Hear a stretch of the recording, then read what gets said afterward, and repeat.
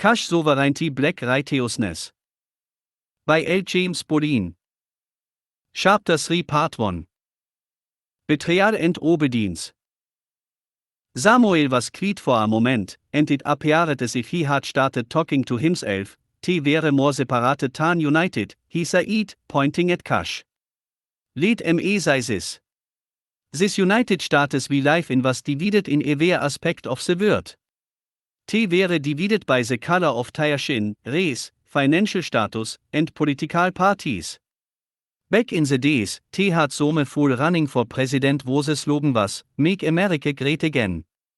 Our people were asking, when was it great for us? The United States should have been called the divided status of America because even the division was divided, and that division caused its downfall. Cush looked at Samuel, and he laughed. Just thinking out loud, son. Hofart people were etwa with the skinny, dark-skinned versus light-skinned, rich versus the poor. But never mind that for now. Samuel leaned back in his chair and pointed at Cush. Lean back and rest, son, we got a lot to tell you. As he continued, this was before Te made the bubble cities, but it wasn't until King Joseph of Old Ireland became a king that the word, Vakatilians, was first mentioned in modern history books. Now don't misunderstand. We got away from having authority figures like kings, queens, presidents, and all that during the La Troncolian War, or some would call it World War III. Samuel warfed his hands in the air carelessly. But old King Joseph was the great-great-grandson of Simeone who was of the so-called royal family back in the day, and he did something extra special too, or for the Albanians to reclaim that title. Anyways, Mr. King Joseph was just a simple computan. Samuel said with his fingers up to motion quotes before saying, he had that special DNA, Elite Tier 1, shit and took he was number 1, he had any type of authority oder tan his own. Te also knie him as a cold-hearted, self-centered, arrogant, narcissistic, egotistical, and drunken warmonger, and any other negative term you can find. Until he met she from the clan of Camaria, it was often said that he wasn't the brightest light in the room, if you know what I mean. Cush said, no, I don't. Samuel shook his head, it means he wasn't too bright. But she, on the other hand, was a strong Vakatilian woman who demanded respect and never settled for anything less. She was the total opposite of her oldest sister, Ela, a concubine slave by Quase who was already in King Joseph's palace. She was the queen of Ireland for 3 years, give or take a couple of months, when she was murdered as the first wife of King Joseph and given the title of Greatest Maiden Peer of Old Ireland. Samuel became animated. Cush looked at Samuel as he talked in a European dialect, and Samuel smiled back at him. You see, in ancient England, Te had a system whereby your inheritance gave you a special position. This inheritance classified you as being royalty. King Joseph adopted this same system. Samuel scratched his head. Or was it his father? Anyway, King Joseph is the one who married our ancestor. Te brought back this system, but it did before King Joseph's death. Their marriage and her execution made her a historical figure in the first political and religious upheaval that led to the computant separation from Albanian authority and rule. She was the daughter of Shaka and his wife Lizzie, who was from Southern Ireland, proud descendants of the Tribe. She wasn't her real name. Her real name was Anaya, but Everione called her Chi. For future references, you can call her Queen Anaya the First. We'll get to the other two later. Samuel paused, you see, back then, the Albanians had Everione as a Vakatilians as inferior and as nothing more than property. So, you can imagine how Te felt about Queen Chi, a Vakatilian woman who was now married to their king. As Samuel continued to speak, he noted that things were never easy for Queen Chi. She had to endure countless attempts on her life, including an assassination attempt by her own sister, Ela. Queen Chi had to be vigilant and on her toes at all times, but despite all the dangers and difficulties, she remained a strong and influential leader. Cush listened intently to Samuel's story, fascinated by the rich history and the struggles that his ancestor had endured. As Samuel continued his tale, Cush felt a deep sense of pride in his heritage and the legacy of his people. He knew that the road ahead would not be easy, but he was inspired by the resilience and determination of his people, and he was ready to carry on their legacy of unity and equality for all people. Samuel pulled out his footstool and rested his legs.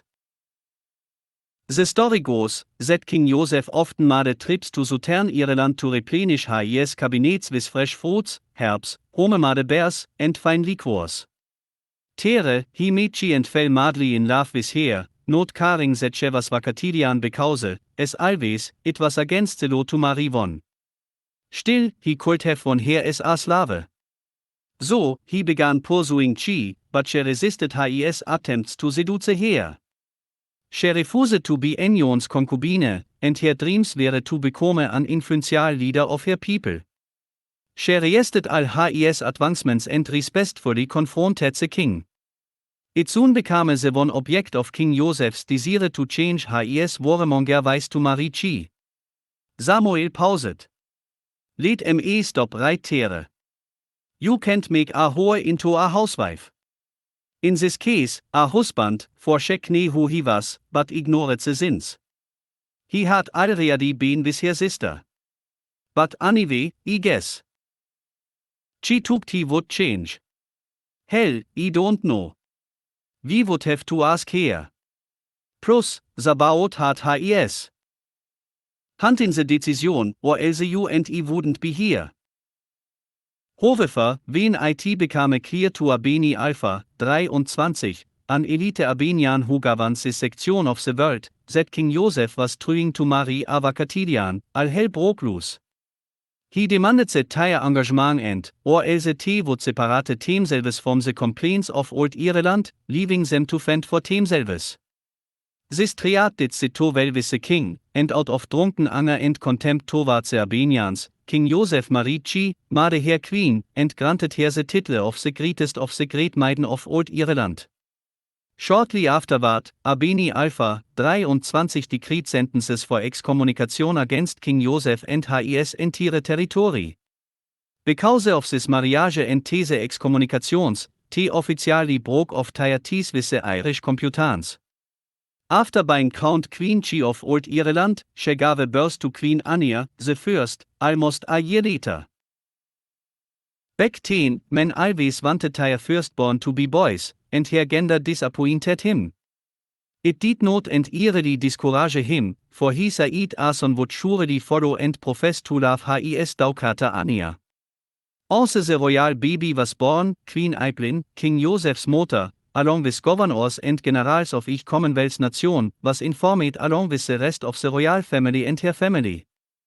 There was chaos in the streets by this time because the people started feeling the effects of not having the Albanians' technology or its advantages. Samuel stopped for a moment. Billy, can you explain this serious birth ceremony? Billy ten said, VHY is it silly? These were tire customs and practices, T probably thinks that yours about is a fairy tale, and T Donnerstag Batsure.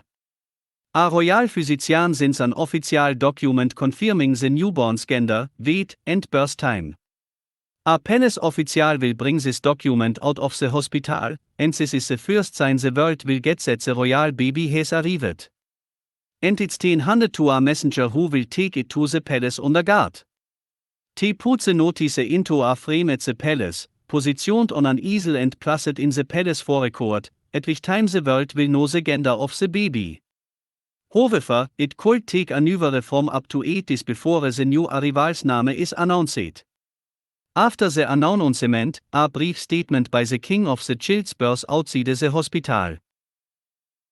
Samuel interrupted Billy, you probably right about your statement you just made. But I know what I know, seen what I know and felt what I know about the bout. It's what tea no so I will take my statement back, about it being silly, it's tire traditions. Traditions of men handed down for generations. Anyways, thanks, I got it from here. Billy Said, you're welcome. Samuel continues, at the hospital, the king made his announcement of the child. I took tea were at the ceremony, his parents were supposed to be up there with the royal family.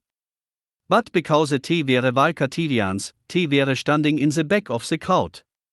Tea minted 5,000 silver pennies to mark the royal birth. Samuel pulled a silver penny out of his pocket, and handed it to Cush, like this one. The king's artillery sounded celebratory gun salutes in the royal park with 41 round salute and again by the honorable artillery at the Tower of Ireland with a 62 round salute. In keeping with Teil. Traditions. It is said that when she left the royal hospital, she burned her shades, because she was Vakatilian. She appeared on the steps of the building with her newborn as the crowd looked on. The ceremony lasted for 2 days before his family was to head back home. His father, Shaka, approached her with tears in his eyes. He will return in 8 months to take the baby and perform my family ceremonies in the Holy of Holies. Don't let anyone know, not even your uncle Mal. Do not let them know where the baby or I am. Because it is of great importance to the boats that no one knows her whereabouts. You will find out why I have asked of you such requests later. I also need all royal documents of her birth and 500 silver pennies. She smiled and said, it is so. After 8 months, Shaka showed up at the palace and with open arms she had everything he asked for. He did stay there long enough to see the king and she never is away her daughter again. 3 miscarriages followed and King Joseph returned to his old ways of having orgies and entertaining other women. The king's love for she was gone and so was his loyalty to her. He also heard, not only did he ask about Anaya. Shaking his head, Samuel repeated himself, not only. By this time, the full effects of the Albanians absence caused civil unrest and violence to take over the land. Soon after, she was taken and charged with high treason and sent to the highest court in Ireland by her accusers. She was tried before a jury of peers, including her former betrothed and her uncle Mal. Like I told you before, everyone who is your family ain't your family. The court proceedings were long and intense, with both sides presenting their arguments and evidence. In the end, Queen She was found guilty of high treason, adultery, inciting a coup, witchcraft, and a bunch of other according to old Ireland laws and sentenced to life imprisonment in a remote dungeon in the mountains. King Joseph did Steve Adam by the verdict and did even try to appeal to the Albanians for clemency. However, the king's reputation was tarnished, and he lost much of his support among the people of old Ireland. Again, he did care. Meanwhile, Queen She lang wished in her cell, day after day. She never gave up hope that one day she would be reunited with her daughter and her people. In the quiet moments, she would often think back to the time when she first met King Joseph and how everything had seemed so perfect.